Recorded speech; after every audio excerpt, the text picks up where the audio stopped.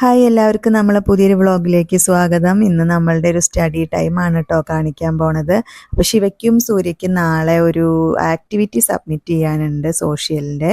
അപ്പോൾ അതിന് വേണ്ടിയിട്ട് A4 ഷീറ്റിൽ ഞാൻ അവർക്ക് ബോർഡറൊക്കെ ഒന്ന് വൃത്തിയായിട്ട് വരച്ചു കൊടുക്കാമെന്ന് വിചാരിച്ചു. അപ്പോൾ അതിനൊന്ന് ഹെൽപ്പ് ചെയ്യാൻ വേണ്ടി കൂടെ ഇരിക്കുകയാണ്. അപ്പം ഞാൻ ഈ വരയ്ക്കുന്ന സമയത്ത് ശിവക്കുട്ടി ഞാൻ വീഡിയോ എടുത്തു തരാം എന്നൊക്കെ പറഞ്ഞിട്ട് ഒപ്പം ഇരിക്കുന്നുണ്ട്. സൂര്യക്കുട്ടൻ്റെ അപ്പുറത്തിരുന്നിട്ട് ജസ്റ്റ് എഴുതാൻ തുടങ്ങിയിട്ടുണ്ട്, എന്തൊക്കെയോ വരയ്ക്കണമൊക്കെ ഉണ്ടിരുന്ന് ആളിരുന്നിട്ട്. മാളുട്ടി ഇത്തിരിയും കൂടി വലിയ ക്ലാസ് ആയതുകൊണ്ട് അവൾക്ക് നമ്മളെ കൂട്ടത്തിലിരുന്നിട്ടുള്ള പഠിത്തം ശരിയാവില്ല.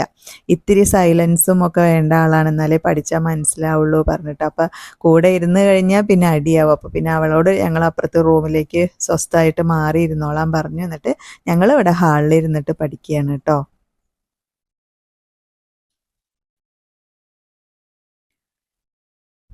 പിന്നെ ശിവയും സൂര്യയും കുറച്ച് ചെറിയ ക്ലാസ് ആയതുകൊണ്ട് നമ്മൾ കൂടെ ഇരുന്നിട്ട് പഠിപ്പിക്കണം. പിന്നെ അറിയാലോ, രണ്ടാളാവുമ്പോൾ അങ്ങോട്ടും ഇങ്ങോട്ടും കുറച്ച് അടിയും പിടിയും ബഹളവും ഒക്കെ ഉണ്ടാവും.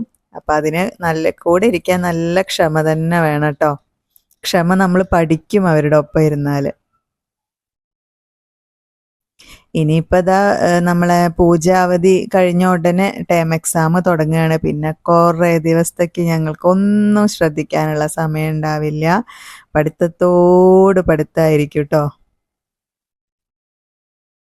അത് കഴിഞ്ഞാൽ പിന്നെ കുറേ ദിവസത്തേക്ക് ഭയങ്കര ആശ്വാസം തോന്നും.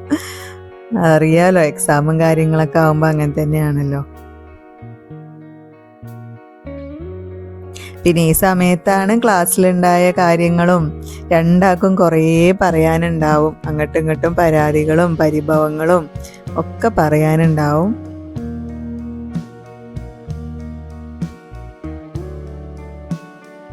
ദാ ശിവ ഇങ്ങനെ തുടങ്ങിയിട്ടുണ്ട്. ഇന്ന് അങ്ങനെ ഉണ്ടായി, ഇങ്ങനെ ഉണ്ടായി, സൂര്യ അങ്ങനെ പറഞ്ഞു, അപ്പം ഞാൻ ഇങ്ങനെ പറഞ്ഞു എന്നൊക്കെ പറയും.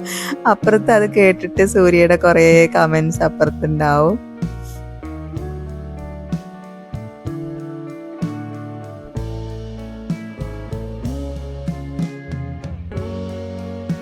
അപ്പോൾ ഇന്നത്തെ ഞങ്ങളെ ഒരു കുഞ്ഞു വ്ളോഗായിരുന്നു കേട്ടോ. അപ്പോൾ നിങ്ങൾക്ക് എല്ലാവർക്കും ഇഷ്ടമാവണുണ്ട് എന്നാണ് എൻ്റെ പ്രതീക്ഷ.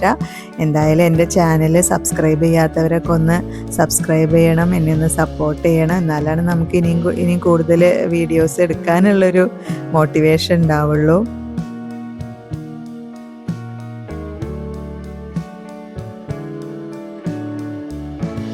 അപ്പോൾ പുതിയ വ്ളോഗിലൂടെ നമുക്ക് വീണ്ടും കാണാം കേട്ടോ.